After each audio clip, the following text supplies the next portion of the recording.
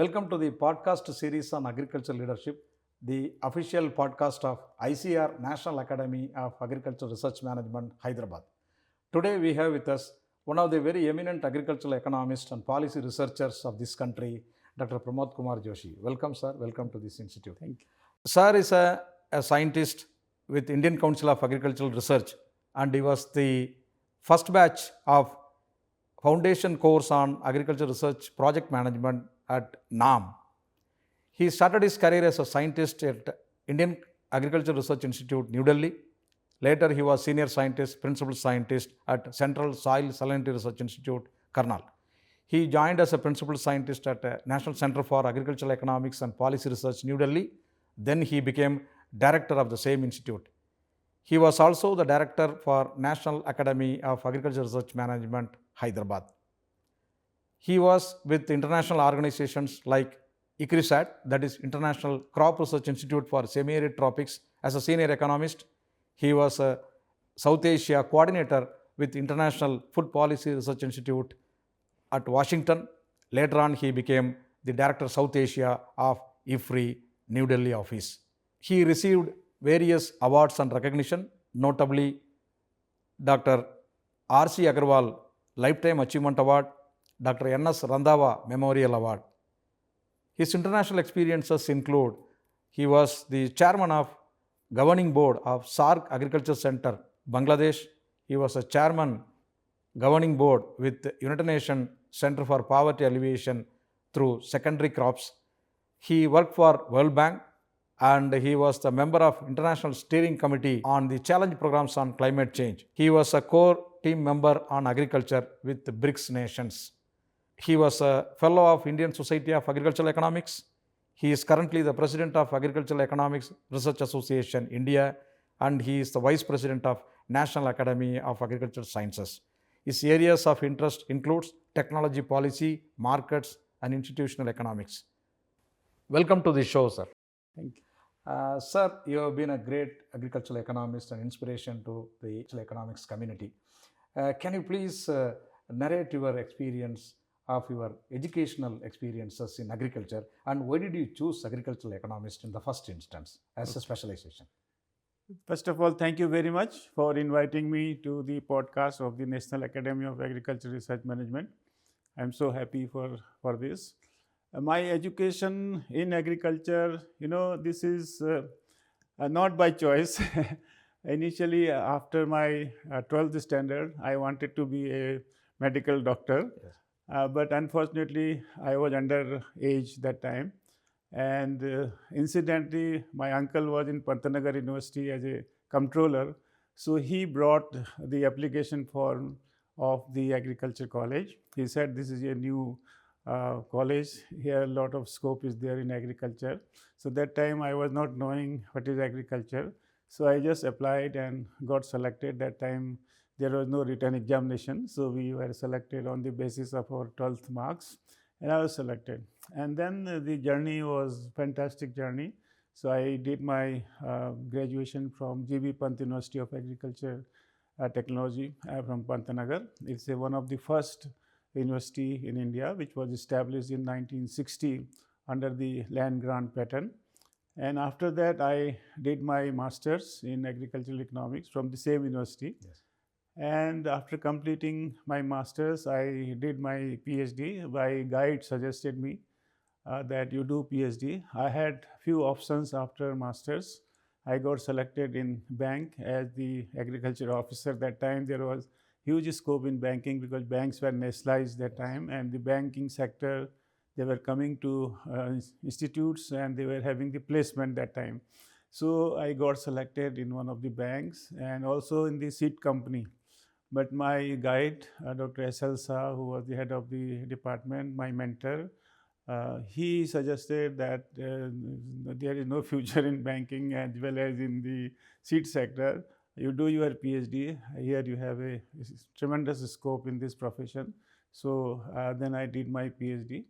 And after, when I was doing my PhD, during same time, Agriculture Research Service was started. Yes. So again, my guide said, now you can apply for this is a a wonderful service, a new service which Dr. M.S. Swaminathan has initiated. These it was the brainchild of Dr. Swaminathan, and then I applied, got selected, and this is the journey of my education. And it is it's nice to know, sir. It's a blessing that people like you have chosen this profession, Yeah. and you continue to be Yeah. our inspiration. And we are also happy to know that, as you rightly said, Dr. M.S. Swaminathan started this prestigious service on agriculture research, and you belong to the first batch of agriculture research service, and alumnus from this very own academy. Very nice to know, sir. Sir, being an agricultural economist, you rose from scientist from a very premier institute like IRI, worked in a very, very important institute like CSSRI, and later you joined the number one Apex institution for agricultural economics and policy research, and you became director there. Uh, as a director of NCAP New Delhi, how did you guide policy research in agriculture? Yeah, again, I will go back because to give the background of this, how I entered in the policy domain. When I was a student in Pantanagar, that time this green revolution was, just unfolding. Yes. It was completely not given the result, but it's unfolding. And I have opportunity to see Dr. Borlaug, who is the father of the green revolution. He gave me the degree of my graduation.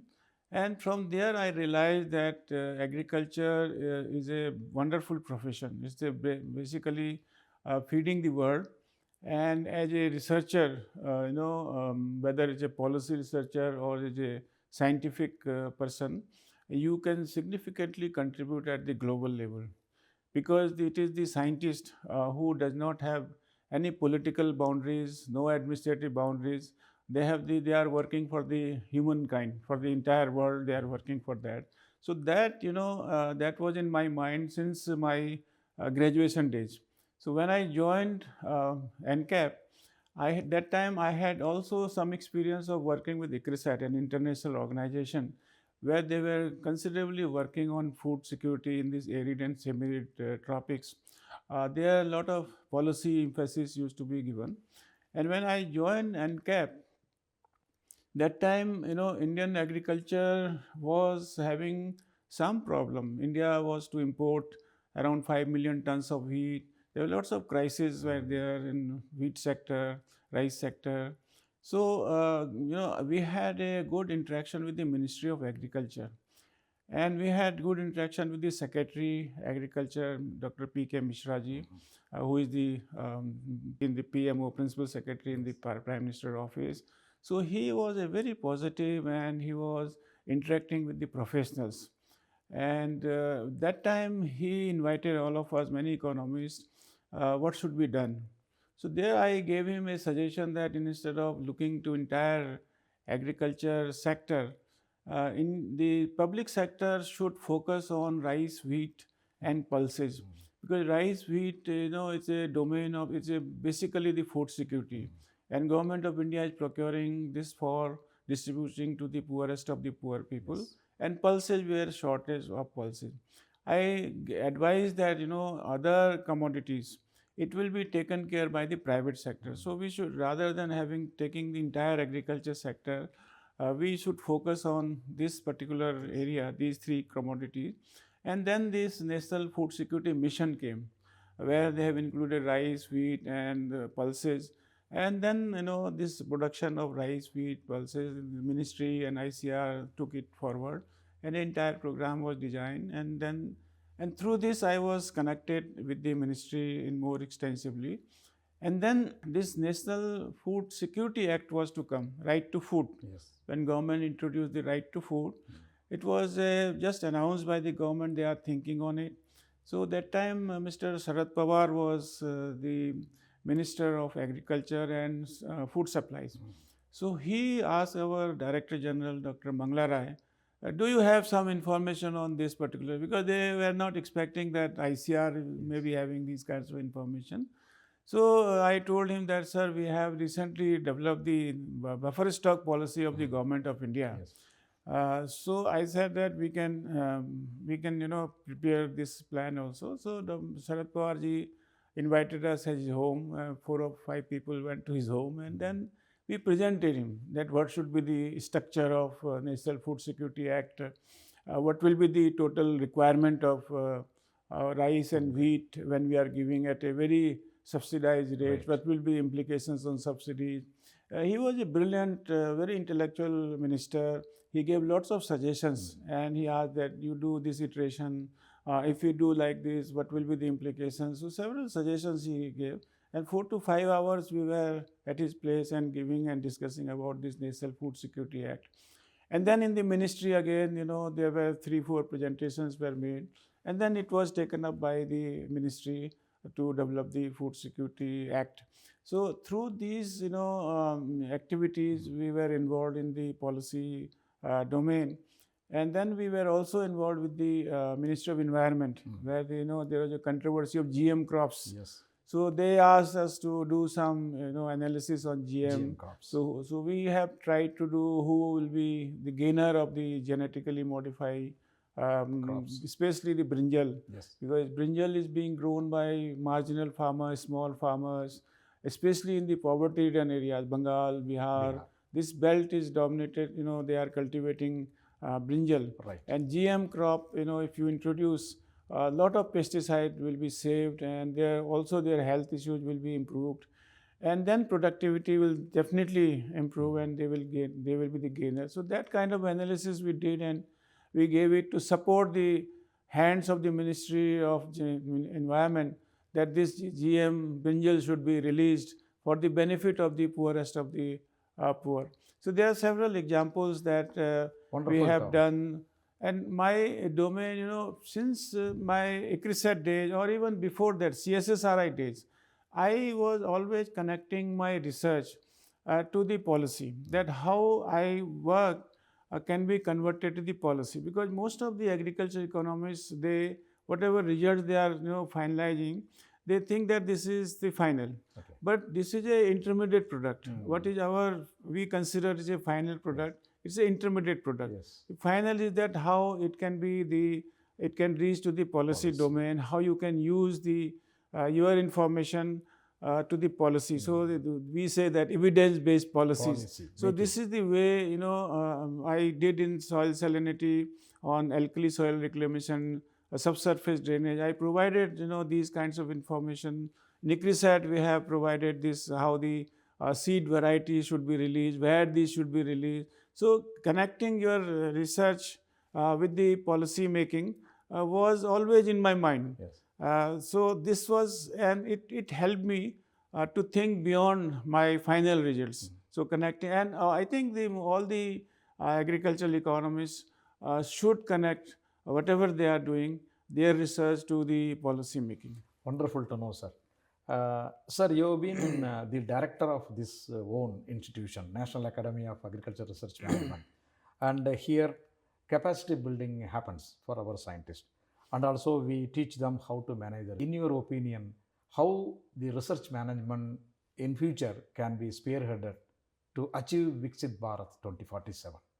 The NAARM is already a wonderful institution, and it is contributing significantly to the National Agriculture Research System. And this year, the Golden Jubilee, you are celebrating Golden Jubilee. Thank you, sir. 50 years journey was a wonderful and very significant journey, a remarkable journey. And it has contributed, in different ways. One, to the young professionals. You have a course for the young professionals who are just after their selection in the Agriculture Research Service. They are getting here as a professional, and in overall, aspects of agriculture development is being given to them. How to be a good researcher. They are good in their own subject, in their own subjects. For example, breeder is good in breeding, but how to be a good scientist. What are the best practices to be a good scientist? How to be a team member? How to develop a good research proposal or a winning proposal? How to communicate his findings to different stakeholders, to either to farming community, to policy makers, or to the industry. So these things are being given at the at this academy, and this helps to build the leadership in years to come. And you have different levels of programs. You have programs of the leadership to the directors, to the heads of the division, pre-RMP, research management position. So these kinds of programs, these helps in building leadership in the system. So if you have a good leader in the system, the institution's productivity, institution's efficiency improves. So once a person comes here, if he follow the practices, the best practices you are sharing with them, if they follow those practices, I think he can or she can manage human resources more efficiently, financial resources more efficiently. When there are conflicts, they can manage the conflicts. They know how to resolve the conflicts between scientific community or other issues. So all overall, leadership programs you are organizing, and this program, such programs will help in developing good research agenda, and then finally going to a Viksit Bharat. And I'm sure that the kind of leadership programs, whether it is young leadership, does not mean at the top. Leadership is a young professional can be leader in his own subject, in his own project. So that it helps you to improve your own personality as well as to contribute to the nation building. And I'm sure that NAARM's contribution will be recognized to make India a Viksit Bharat. Very nice, sir.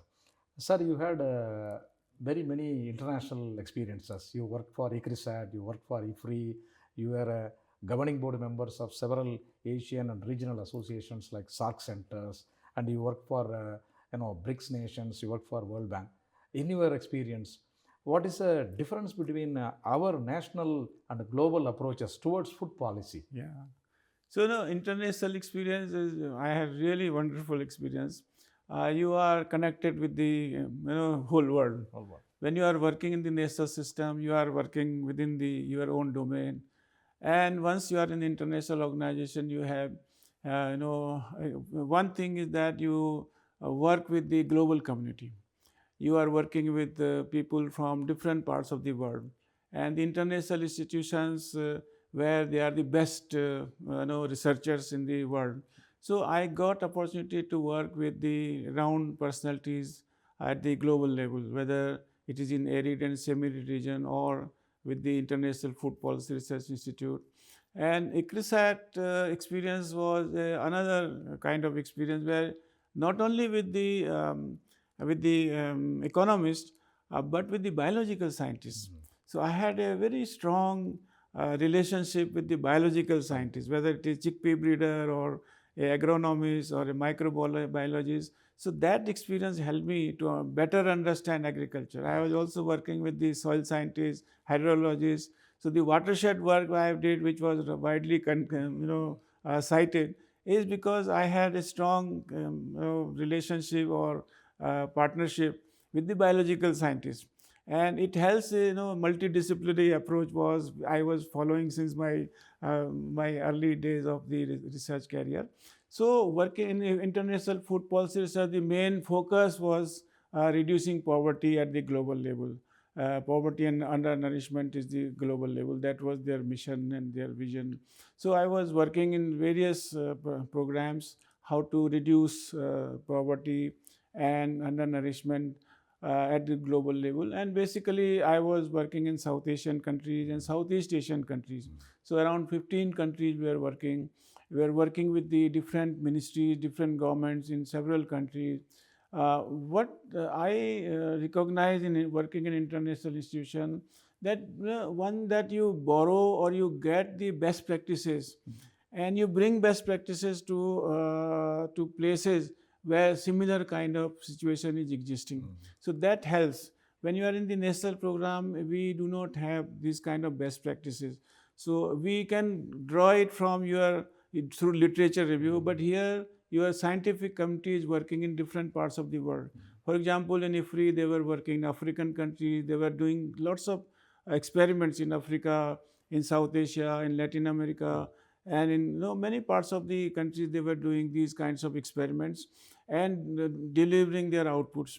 And one can draw these best practices where you have the best practice which can help in reducing poverty, and you impose these best practices in a similar kind of situation where it can help you. So through this, it was very, very productive for me.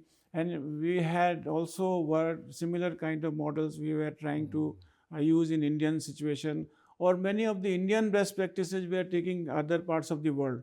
For example, to Nepal, Cambodia, Vietnam, where they had the high poverty, high undernourishment. So these best practices in Indian situation were taken to African countries, to some of the Southeast Asian countries. So it helps working in the global research institution. Gives you a different kind of exposure to you, to know better the different kind of culture. You have different religion, so you are working with different English speaking people. You have their accent is different. So initially it was difficult, but later on, I enjoyed working there. It was fantastic time in all these institutions. Well said, sir. We all know that India is developing, our agriculture is definitely growing. In your opinion, where do we stand in terms of agricultural development at the moment, sir? So agriculture development, if you look to the agriculture sector, is now growing very rapidly. Indian agriculture is a global success story. Whether no country has achieved this kind of success in a very shorter time period. You name any crop, we have, the success story is in its own way. Yes. So Indian agriculture, the future is also bright. Future of Indian agriculture is very bright. From the point of view, one is that right now there is a full support from the government. Government is supporting agriculture, allocating huge resources in agriculture. There are lots of schemes by the Indian government to help, number one, to the farming community, second, to the agriculture sector, third is to developing the value chains so that you can move from farmer to the markets, to processing, and then to the export. And there are also export opportunities are emerging because now we have surplus.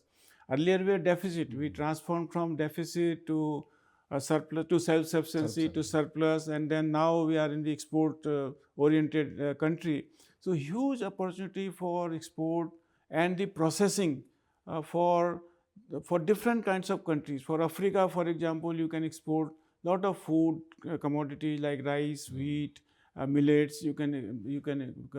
And for other countries like Europe, America, these countries you can have the processed commodities, or the Asian countries, you can have export of the processed commodities. So huge scope is emerging, and if it is being channelized properly, the way it is moving now, if continues to move forward, I am sure that the agriculture will prosper, farming community will gain a lot from the existing policies and programs. Thank you so much for your valuable opinion, sir. To conclude, I would like to seek your message for the young agriculture researchers, particularly the economists of this country. So, message for young agricultural economists is that they should read a lot. Reading should be there. And then the main role of agricultural economists is to solve a problem, solve a social problem, and transforming the product which the biological scientists are developing to add value to it so that it reaches to the stakeholders. So here I have a 4C formula for them. 4C formula is, first C is there should be curiosity.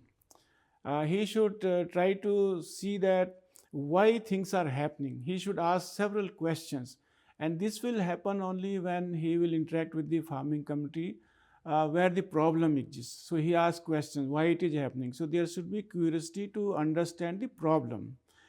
And second C is the creativity. Now solving this problem, you have to be more creative. Traditionally, we used to say that to be successful, you should do things differently. But today's environment is such that you have to do different things and you have to do things differently. Yes. Both things are to be done. So here the creativity is very important. Your mind should be very creative, so that you do different things and you do things differently, so that people demand for this particular your research. And third is the communication. If you have developed something, if you have a good research, it should be communicated efficiently, effectively, or to different stakeholders, whether it is the farmers or the policymakers or the scientific community or the industry. So how you are communicating your results. So he should be best in communication. And fourth C is the confidence. He should be a confident person. So he can talk with the policymaker, he talk to the bureaucrat, he talk to the top level personality, global leader. He should have confidence in his own research. These are the 4 C's. If you follow effectively, I think you will be one of the best agricultural economists in the country. Thank you so much for joining us today, sir, and for giving such a valuable message to all the community and inspiring message to the young economist of this country and also globally. Thank you so much. Thank you so much. Thank you so much. Friends, today with this, we just conclude the webcast series from one of the renowned agricultural economists, Dr. P.K. Joshi. Thank you so much. Thank you.